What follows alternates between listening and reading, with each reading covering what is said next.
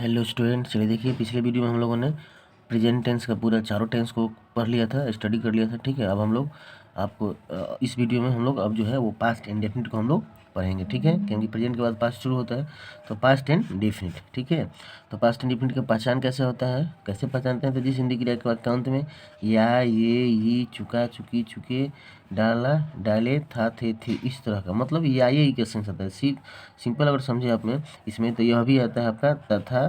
ठीक है, तिथि, तिथि, तेथे, यह भी सेंस आता है। तो इसमें या ये तो आ ही गया, या ये का सेंस आता है। ठीक है, तो जो इस सेंस में आएगा तो समझिए कि वो पास्ट इंडेफिनिट में बनेगा। बनाने का जो इसका नियम है वो देखिए यहाँ पर लिखा गया है आपका सब्जेक्ट के प्लेस में V2 का प्रयोग होता है, क्रिया का दूसरा रूप, और उसके बाद अदर वर्ड्स। ठीक है, तो अगला देखते हैं इसमें। अगला देखिए उस नियम पर कैसे बनेगा। नियम आपका क्या था? Subject plus V2 plus object, मतलब क्रिया का दूसरा रूप। अब जो भी लगेगा इसमें क्रिया का दूसरा रूप लगेगा। तो जैसे देखिए मैंने उससे पढ़ाया, तो या का सेंस आ गया मैं उससे पढ़ाया था। ठीक है, मैं उससे पढ़ाया था, तो आई हैड टॉट हिम, मैं उससे पढ़ाया था।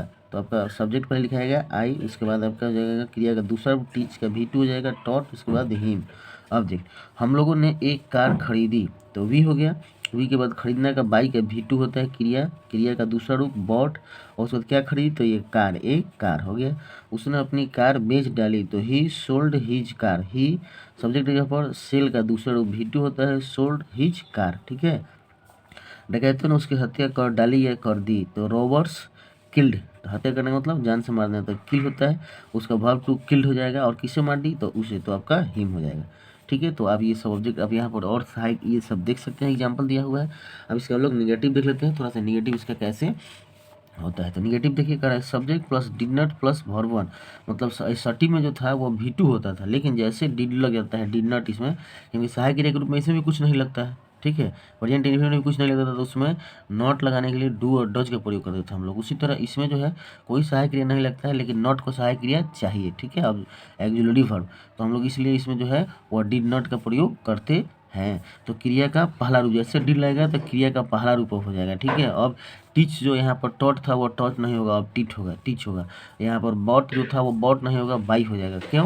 क्योंकि जब डिड लग गया तो आपका जो है वो बाई हो जाएगा। जैसे देखिए यहाँ पर एग्जाम्पल देखिए, मैं बाहर नहीं गया, तो नहीं गया या हो गया पास्ट लिखा, तो सब्जेक्ट कर है सब्जेक्ट लिखिए, उसके बाद डिड, उसके बाद नॉट, उसके बाद क्रिया का पहला रूप, उसके बाद आउट। ठीक है, go out, I did not go out. अब इसमें वेंट नहीं होगा, दूसरा रूप नहीं होगा। क्यों? क्योंकि डिड लग गया है। उसने मेरी कलम नहीं चुराई थी, ही और है did not steal my pen. वे लोग वहाँ नहीं जाते थे, तो they did not go there. ठीक है, बच्चे नहीं खाए थे, चिल्ड्रंस डिड नॉट ईट। तुमने उसे गाली नहीं दी, you did not abuse him. ठीक है, इंटेरोगेटिव कैसे होगा देख लीजिए, बस वही डिड बाहर आ जाता है, डिड लगेगा तो वर्ब वन ही रहेगा। ठीक है, उसके बाद सब्जेक्ट, उसके बाद अदर वर्ड्स। ठीक है, क्या मैंने तुम्हें तंग नहीं किया, तो क्या पहले डिड बाहर आ जाएगा, सब्जेक्ट यहाँ पर आई, उसके बाद भेक्स मतलब तंग करना, और उसके बाद तुम्हें क्या हो जाएगा यू। ठीक है, क्या उसने मुझे गाली दी, तो डिड ही अब्यूज मी। ठीक है, तो बस इसी तरह बनता है। इन निगेटिव इंटरगेटिव तो सबका सेम ही होता है, जैसा बस सहायक क्रिया को बाहर निकाल देते हैं, सहायक क्रिया के बाद नॉट लगा देते हैं। अब इसमें कोई WH वर्ड लगाना है तो इसके पहले हम लोग इसमें कोई WH वर्ड लगा देंगे। ठीक है, बहुत ही आसान है, दिक्कत नहीं है। चलिए बनाइएगा, समझिएगा। ठीक है, थैंक यू।